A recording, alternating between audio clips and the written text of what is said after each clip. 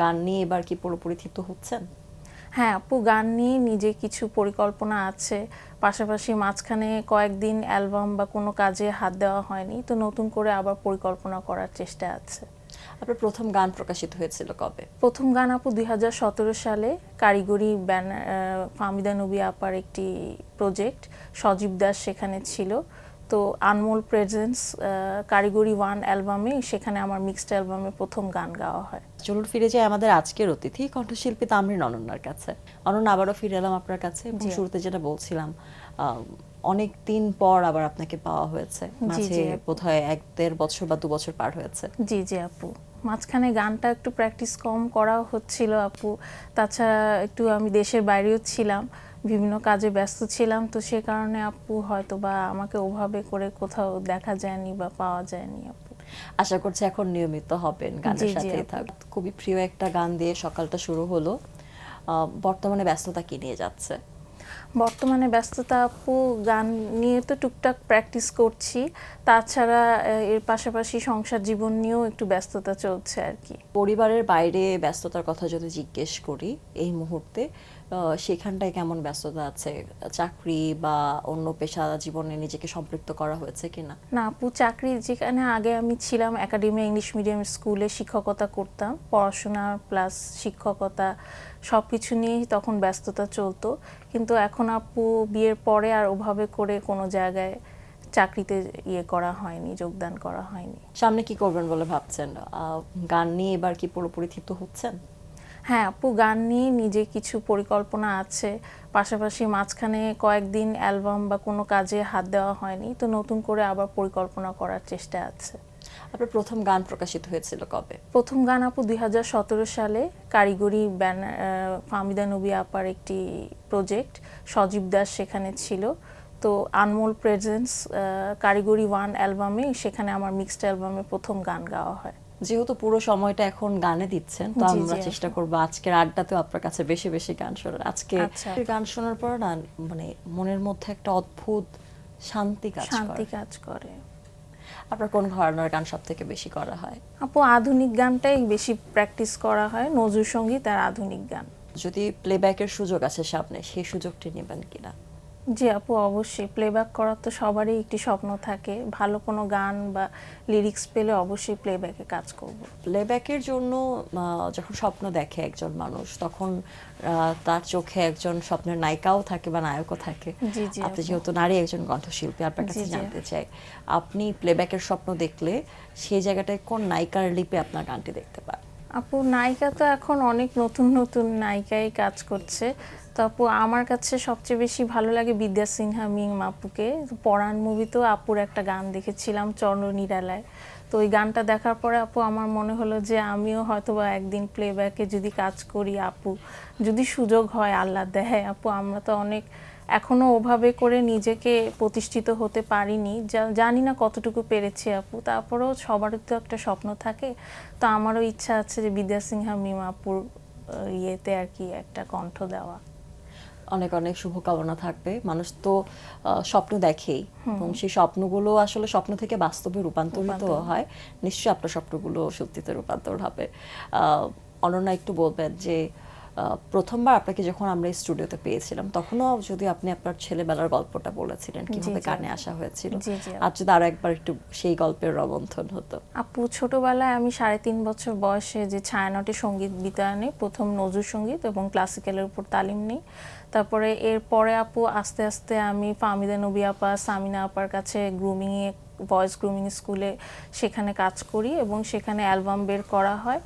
তো সেখান থেকেই আপু আস্তে আস্তে করে আমার টেলিভিশনে টুকটাক পারফর্ম করা বা বাইরে যেখানেই হোক, সেখান থেকেই আমার পথ চলা আরও বেশি শুরু হয়। এই যে ছোটবেলা থেকে গান করছেন, আপনি কি আপনার পরিবারে একাই ছিলেন যিনি গান করেন, নাকি ফ্যামিলিতে আরো মেম্বার্স আছেন যারা গানের সাথে সম্পৃক্ত? আপু আমার ছোট বোনও, সেও গান, বড় বোন সেও গান করতো। তো দেখা যেত যে আমরা একসাথেই ছায়ানট স্কুলে একসাথেই ক্লাস করতাম।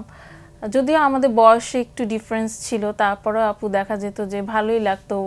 যে আমি দেখা যেত যে অনেক সময় এত ছোট ছিলাম যে গানের লিরিক্সগুলো লিখতে পারতাম না ডায়েরিতে, তখন আমার বোন আমাকে লিখে দিত, যে বলতো যে ঠিক আছে তোমার লিরিক্সটা আমি লিখে দিই।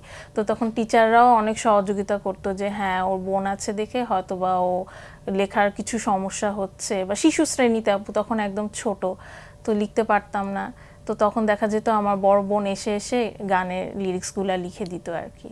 বড় বোনের গল্প করছিলেন, এবং বড় বোনের জন্যই যদি এই মুহূর্তে একটা গান গাইতে বলা হয়, বোনের কোন প্রিয় গানটি গাইবেন? আপু আমি এখন যে গানটি গাইবো শ্রদ্ধেয় মাহমুদুন নবী স্যারের গাওয়া তুমি কখন এসে দাঁড়িয়ে আছো। গানটি গীতিকার হচ্ছে গাজী মাজহারুল আনোয়ার, সুরকার হচ্ছে সত্য সাহা। আবির্ভাব মুভি থেকে গানটি গেয়েছেন মাহমুদুন নবী স্যার। শুনে ফেলি। তুমি কখন এসে দাঁড়িয়ে আছো আমার অজান্তে, আমার গানের প্রান্তে তুমি দাঁড়িয়ে আছো গো। তুমি কখন এসে দাঁড়িয়ে আছো আমার অজান্তে, আমার গানের প্রান্তে তুমি দাঁড়িয়ে আছো গো।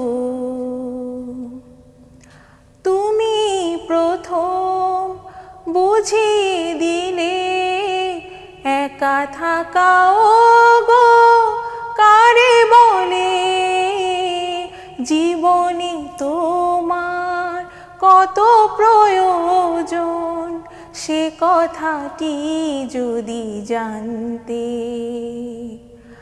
আমার গানের প্রান্তে তুমি দাঁড়িয়ে আছো গো। তুমি কখন এসে দাঁড়িয়ে আছো আমার অজান্তে, আমার গানের প্রান্তে তুমি দাঁড়িয়ে আছো গো। অনেক ধন্যবাদ। অনেকদিন পর গানটি শুনলাম। এই হ্যাঁ, গানটি বলা যায় যে খুব একটা বেশি সম্প্রচার হয় না, বা এই গানটি খুব একটা সবাইকে গাইতেও দেখা যায় না, কিন্তু একসময় অনেক জনপ্রিয় ছিল এই গানটি। জি জি আপু। আপু দেখা যায় যে মাহমুদুন নবী স্যারের অনেক জনপ্রিয় গানের মধ্যে আপু আয়নাতে ওই মুখ দেখবে যখন, এই গানটা সকলেই গায়।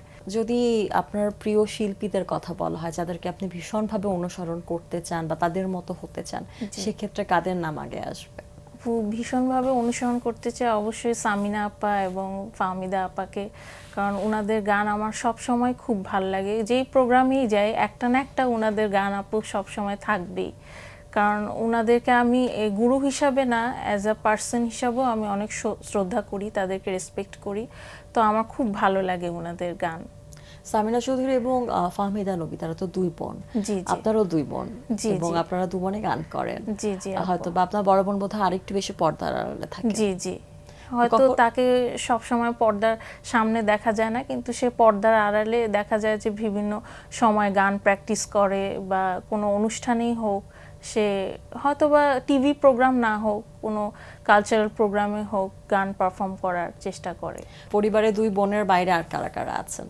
পরিবারে আপু দুই বোনের বাইরে আমার বড় একজন ভাই রয়েছে, সে লন্ডনে থাকে, প্রায় 18 বছর বয়স হয়েছে সে লন্ডনে আছে।